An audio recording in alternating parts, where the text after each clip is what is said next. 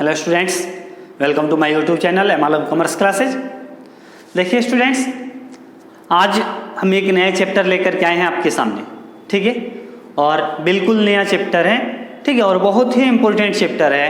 और इस चैप्टर में हम जो भी पढ़ेंगे वो सिर्फ थ्योरी ही पढ़ना है, क्योंकि ये चैप्टर सिर्फ थ्योरी है। इसमें कोई न्यूमेरिकल क्वेश्चंस नहीं है, आपको सॉल्व करने वाले क्वेश्चन नहीं मिलेंगे, ठीक है। लेकिन ये VVI चैप्टर है, ठीक है। आपके एग्जाम के पॉइंट ऑफ व्यू से देखें तो ये क्या है, चैप्टर VVI है। या फिर आपके डेली लाइफ की यूजेज में अगर आप अपना लाइफ बिताएंगे, जैसे कहीं जॉब करेंगे, कोई भी काम करेंगे, तो वहाँ इसका यूजेज निश्चित तौर पर होने वाला है, समझे।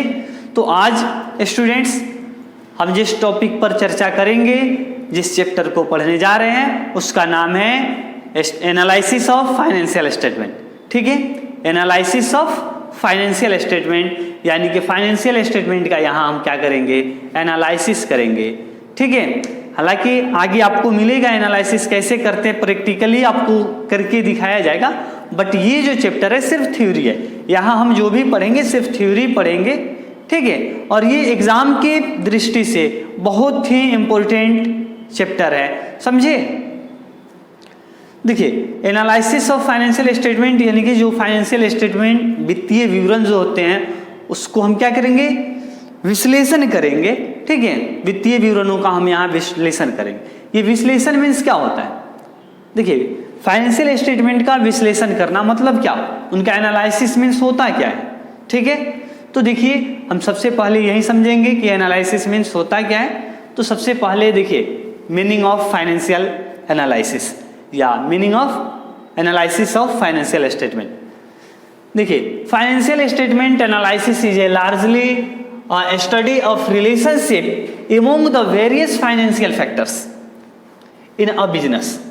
देखिए क्या दिया हुआ है, financial statements analysis is largely a study of relationship among the various financial factors in a business। यानी कि किसी बिजनेस में, ठीक है, किसी व्यवसाय के अंदर हम उसके विभिन्न तरह के जो फाइनेंशियल फैक्टर्स होते हैं, जो वित्तीय तत्व होते हैं, उनका हम क्या करते हैं, एक साथ उनका हम स्टडी करते हैं और उनके बीच रिलेशन स्थापित करते हैं, एक संबंध को जोड़ते हैं, ठीक है। उसी को हम क्या कहते हैं, एनालिसिस ऑफ फाइनेंशियल स्टेटमेंट कहते हैं, ठीक है। हम कह सकते हैं कि किसी भी व्यावसायिक संस्था में, ठीक है, किसी भी व्यावसायिक संस्था के में या किसी भी व्यावसायिक संस्था के फाइनेंशियल फैक्टर्स के बीच हम क्या करते हैं, उनका बेहतर ढंग से स्टडी करके, यानी कि उनका अध्ययन करके हम उनके तत्वों के बीच जो संबंध स्थापित करते हैं, ठीक है, जो रिलेशनशिप हम वहाँ बैठाते हैं, उसी को हम क्या कहते हैं, एनालिसिस ऑफ फाइनेंशियल स्टेटमेंट, ठीक है। यानी कि यहाँ देखिए फाइनेंशियल स्टेटमेंट में क्या क्या होता है, बैलेंस शीट आता है, क्या इनकम स्टेटमेंट आता है, ठीक है, कैश फ्लो स्टेटमेंट आता है। तो इन सारी चीज़ों को हम क्या करेंगे कि हम उनका स्टडी करेंगे, और स्टडी करने के बाद, ठीक है, उनके विभिन्न तरह के बहुत सारे पक्षों को हम अध्ययन करेंगे, उनके बारे में जानेंगे, और एक दूसरे के बीच हम जो संबंध बैठाएंगे, जो संबंध स्थापित करेंगे, उसी को हम क्या कहेंगे बाबू, उसको हम वित्तीय विवरण का विश्लेषण कहेंगे या एनालिसिस ऑफ फाइनेंशियल स्टेटमेंट कहेंगे, समझे। चलिए अब आइए टेक्निक ऑफ फाइनेंशियल एनालिसिस, ठीक है, technique of financial statement analysis, financial statement analysis, technique of financial statement analysis. यानी कि कौन कौन से टेक्निक होते हैं जो फाइनेंशियल स्टेटमेंट एनालिसिस करते हैं, ठीक है।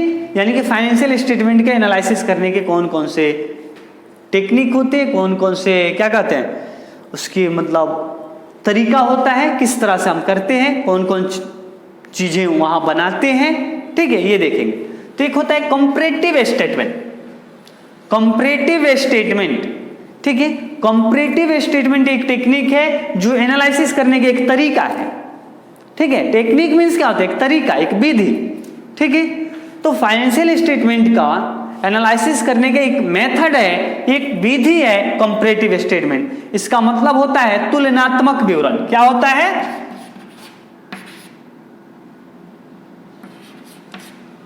तुलनात्मक विवरण, ठीक है। तुलनात्मक विवरण यानी कि इसके अंदर हम क्या करते हैं, कंपैरेटिव स्टेटमेंट के अंदर हम क्या करते हैं, यानी कि फाइनेंशियल स्टेटमेंट जो होते हैं वो हम 2 या 2 से अधिक साल के लिए, 2 या 2 से ज्यादा ईयर्स के फाइनेंशियल स्टेटमेंट को लेंगे, ठीक है।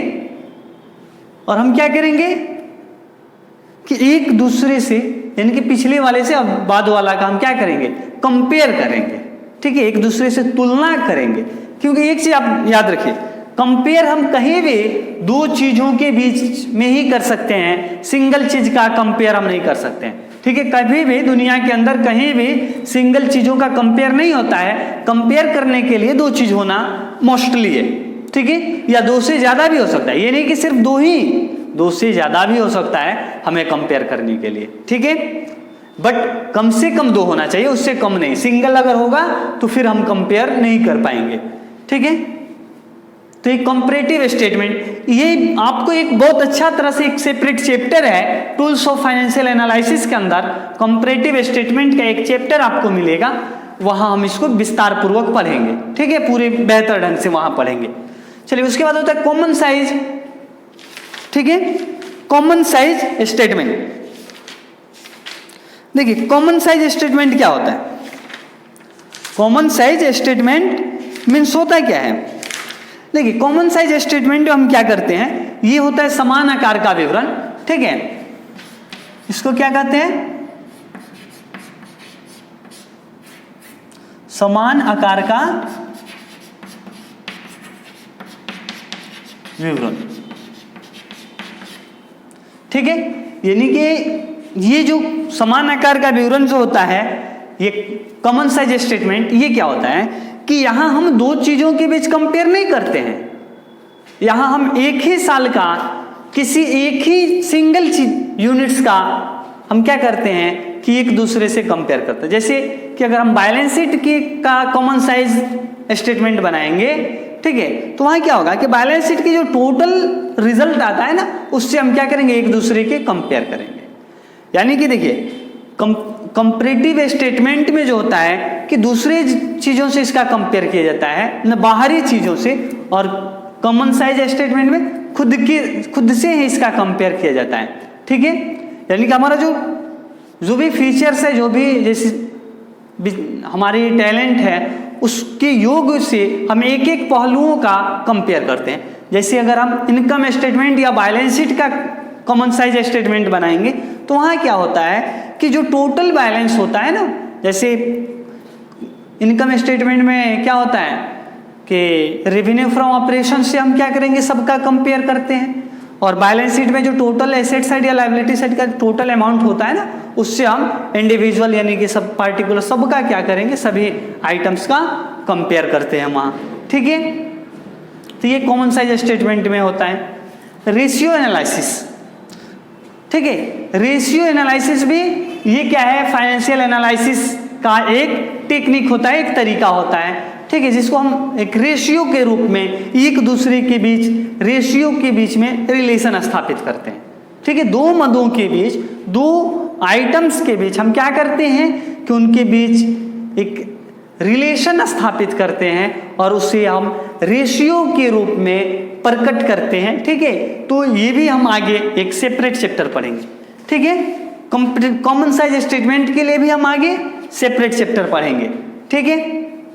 उसके बाद है cash flow statement. Cash flow statement में से क्या होता है कि विभिन्न मदों से कैश के जो सोर्सेस होते हैं, कैश जो आता है उसका पता करना, फिर जो हम कैश का यूजेज कहाँ करते हैं उसका पता यहाँ कैश फ्लो स्टेटमेंट से किया जाता है। यानी कि कैश का फ्लो जो होता है वो आउटफ्लो या इनफ्लो, उसी को पता करने के लिए हम कैश फ्लो स्टेटमेंट बनाते हैं, ठीक है।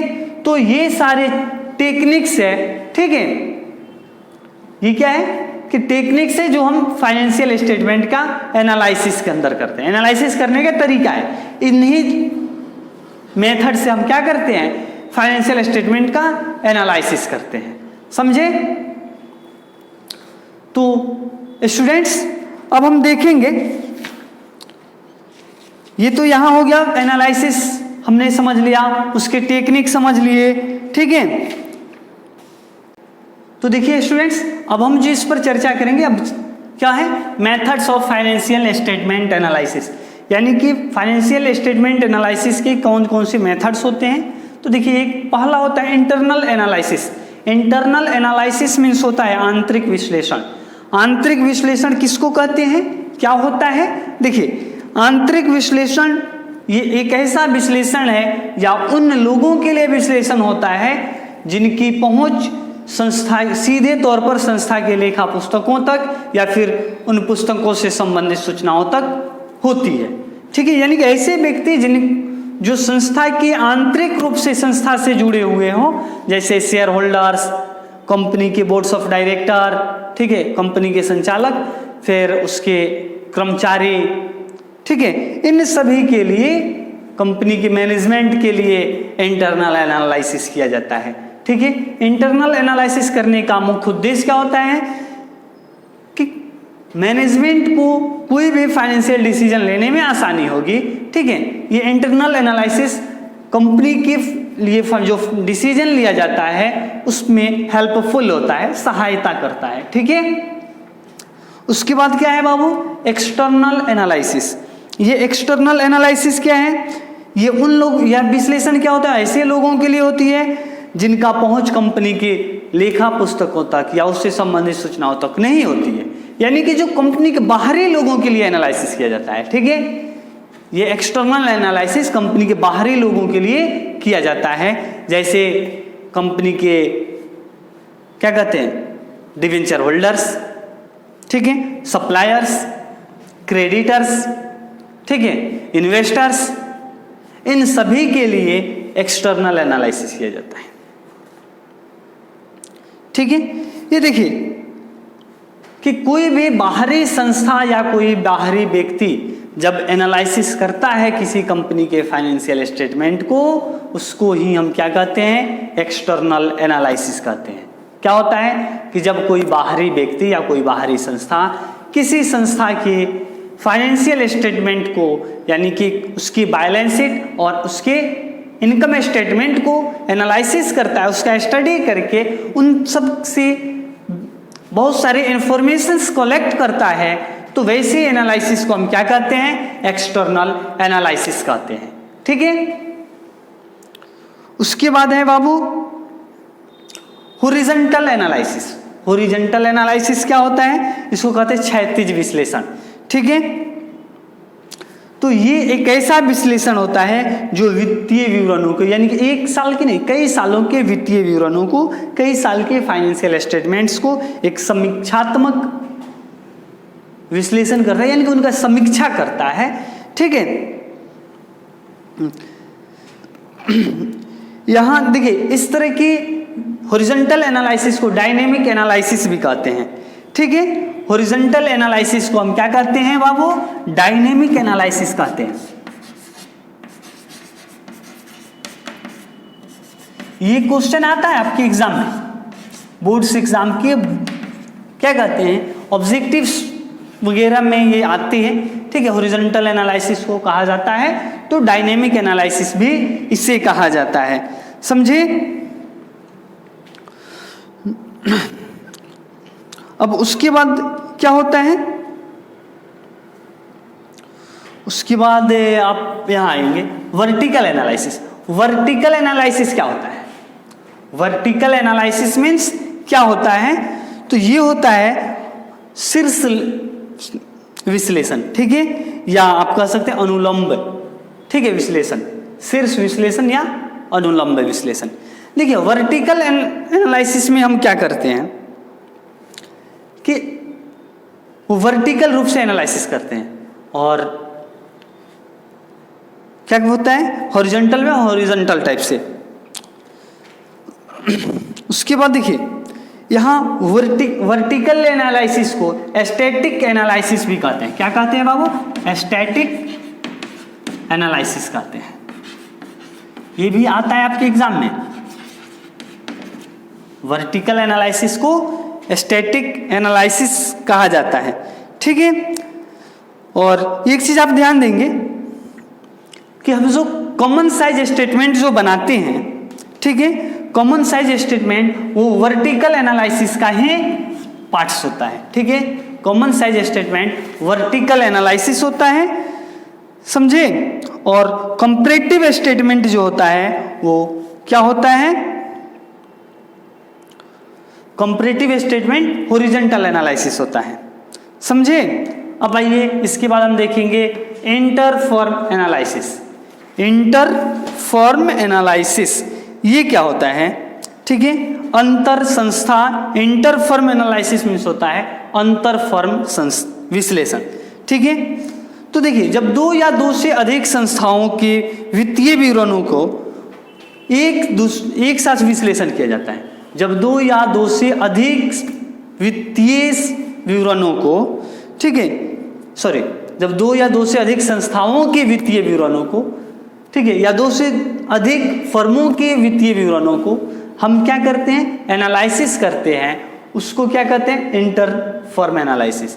इंटर फर्म एनालिसिस मतलब कि हम अपना कंपेयर क्या करते हैं? दूसरे से करते हैं, ठीक है। बाहरी किसी क्या होता है कि बाहरी कंपनियों से करते हैं, अपने कॉम्पिटिटर से करते हैं, ठीक है। अपना तुलना हम अपने कॉम्पिटिटर से करते हैं, समझे, कि हमसे कितना बेहतर हमारा कॉम्पिटिटर है या फिर हम उससे कितना बेहतर है, ठीक है।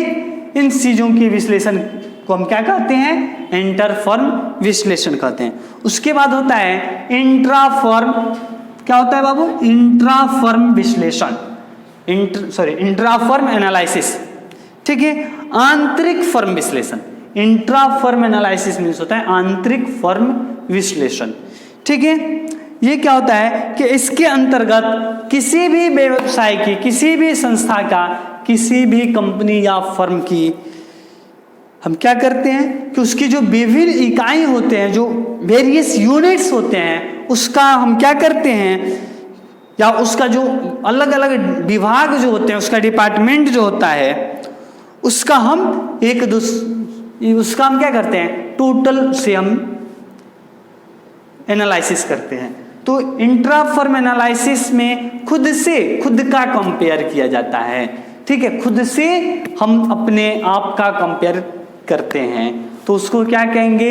Intra firm analysis. याद रखिएगा, इंटर फर्म एनालिसिस जो होता है वो हम क्या करते हैं? वो दूसरे से कंपेयर करते हैं, ठीक है। हम अपना और अपने कंपटीटर का एक एनालिसिस करते हैं एक साथ। और इंट्रा फर्म एनालिसिस में हम अपने ही चीज़ों की समीक्षा करते हैं, उनको बेहतर ढंग से स्टडी करके अपने बारे में हम एक विभाग को दूसरे विभागों से कंपेयर करते हैं, ठीक है। एक चीज़ों की दूसरी चीज़ों से कंपेयर करते हैं, उसका एनालिसिस करते हैं, उसको हम क्या कहते हैं? इंट्रा फर्म एनालिसिस करते हैं, ठीक है। तो स्टूडेंट्स, आपने इस वीडियो में आज क्या देखा? Meaning of financial statement, meaning of analysis of financial statement. फिर आपने देखा था, ये देखा मेथड्स ऑफ फाइनेंशियल स्टेटमेंट और टेक्निक ऑफ फाइनेंशियल स्टेटमेंट, ठीक है। तो स्टूडेंट्स, अब बाकी के कुछ थ्योरीज से रिलेटेड वीडियो हम अपने अगले वीडियो में जरूर लाएंगे, कुछ थ्योरी आपको बताएंगे, ठीक है। इसके लिए आप सभी हमारे YouTube चैनल एम आलम कॉमर्स क्लासेज पर बने रहिए। और यदि आप हमारे चैनल को सब्सक्राइब नहीं किए हैं तो प्लीज़ हमारे चैनल को सब्सक्राइब करें, बेल आइकन ज़रूर दबाएंगे और हमारे चैनल को लाइक कीजिए, कमेंट कीजिए और ज़्यादा से ज़्यादा अपने दोस्तों के पास शेयर कीजिए। Thank you.